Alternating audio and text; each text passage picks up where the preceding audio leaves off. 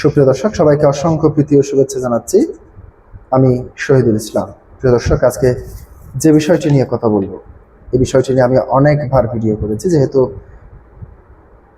প্রতিনিয়ত এই নিউজটি নির্বাচন কমিশন অথবা সরকারের স্থানীয় সরকার মন্ত্রী মির্জা ফখরুল ইসলাম আলমগীর সাহেব সংসদে তুলেন, সেহেতু এই ভিডিওটি বারবার করতে হচ্ছে।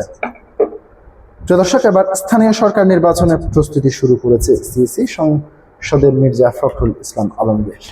এর আগে তিনি যে বক্তব্যটি দিয়েছিলেন সেটিতে বলেছিলেন যে বাজেট পরবর্তী সময়ে এবং তার পাশাপাশি সেপ্টেম্বর অক্টোবরের মধ্যে এই জাতীয় স্থানীয় সরকার নির্বাচন দেওয়ার কথা রয়েছে। প্রিয় দর্শক, এবার তিনি বললেন নির্বাচন কমিশন স্থানীয় সরকার নির্বাচনের জন্য প্রস্তুতি নিচ্ছে। তার মানে কি আর 2-3 মাসের মধ্যে স্থানীয় সরকার নির্বাচন কন্টিনিউয়াস হতেই থাকবে?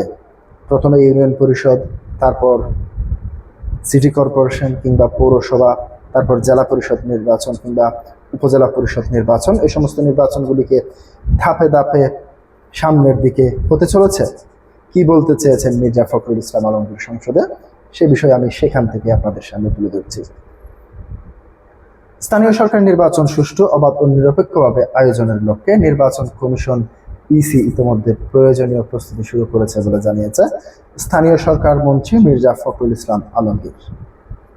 তিনি বলেন, নির্ধারিত সময়ের মধ্যে একটি গ্রহণযোগ্য স্থানীয় সরকার নির্বাচন অনুষ্ঠানের জন্য কমিশনের প্রয়োজনীয় প্রস্তুতি রয়েছে। আজ মঙ্গলবার জাতীয় সংসদের নওগাঁ 6 আসন সংসদ সদস্য শেখ মোহাম্মদ রবিউল ইসলামের প্রশ্নের জবাবে স্থানীয় সরকার মন্ত্রী এই তথ্য জানান।